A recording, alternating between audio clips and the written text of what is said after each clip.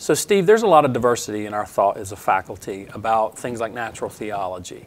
I come to it, for example, as someone who's very favorable to this project and think that this has potentially got a lot of value for us, especially apologetically.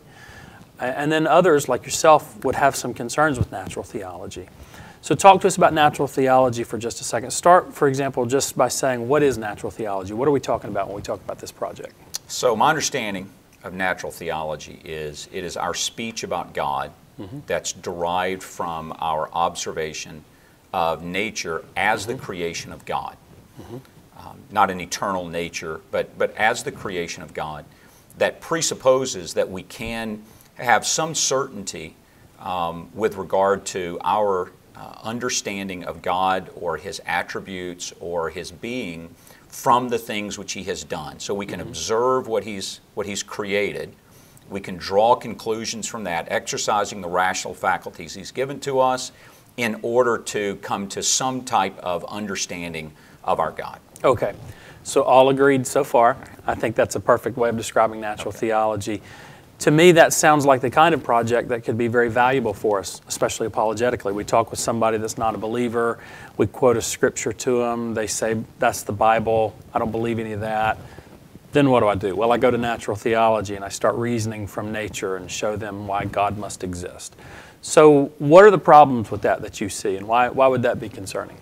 So I think natural theology as an apologetic is probably a helpful tool, because you're finding some sort of common ground with people to describe something about our God.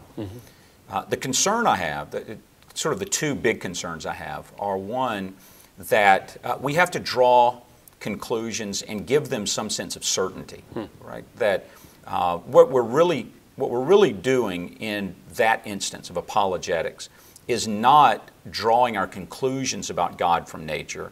We're using nature as a way to describe to someone the conclusions that we've already drawn from Scripture.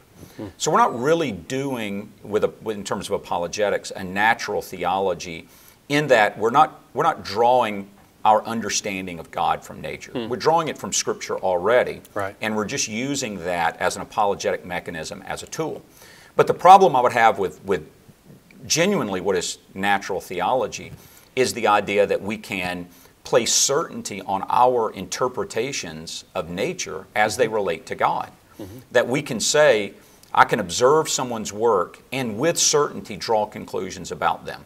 For example, I could look at a painting and draw conclusions about the artist. The problem is that we can't with certainty do that. There might be a painting which is dark and filled with images of death, and we might conclude from that, through our interpretation of it, that the artist is demented or is somehow deranged or is depressed or is troubled, when in fact that the artist may simply be painting that because they think it's interesting imagery, or it would sell, or they have a certain project that they're trying to perform. So the question of certainty is a concern for me. But the even more important and fundamental concern is the question of intentionality. Did God create the world as it is in a particular way so as to reveal Himself, to disclose Himself? And my concern would be that Scripture doesn't paint the creation of the world as the way that God has sought to make Himself known. That He instead uses revelation for that. So I would restrict the idea of the self-disclosure of God, in particular the intentional self-disclosure of God, to Scripture, where we know that God has said, this is the way that you can know me. When Lazarus and the rich man are described in Jesus' story, the rich man wants to send someone back from the dead to share the gospel with his brother and fathers, his father and brothers. And Jesus says they have Moses and the prophets, they have Scripture, that even if someone were to raise from the dead. So there's a sense of experience that the rich man believes could have some type of theological value.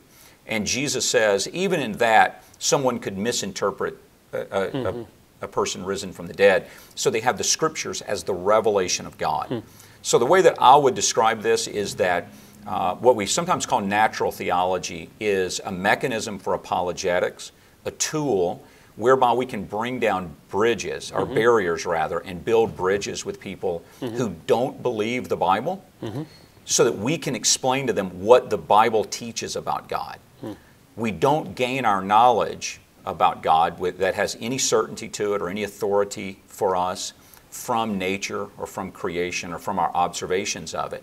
Instead, we only gain knowledge that has certainty about God and authority about God from Scripture, where He's chosen to reveal Himself. So in the end, you want to limit the category of revelation to the Bible and not apply that to nature, is what it sounds like you're... Right, so I would say we can draw conclusions from the work which God has done in creation about Him, but we would be in danger of saying something incorrect if we're resting on our own interpretation of nature. Whereas we know with certainty that what the Scriptures teach us about God is true because it is His self-disclosure. So I would say that Scripture is revelation, and that nature is the work of God, it's creation, and even when we draw conclusions from it, those conclusions ought to be based on what we know to be certain from the Bible.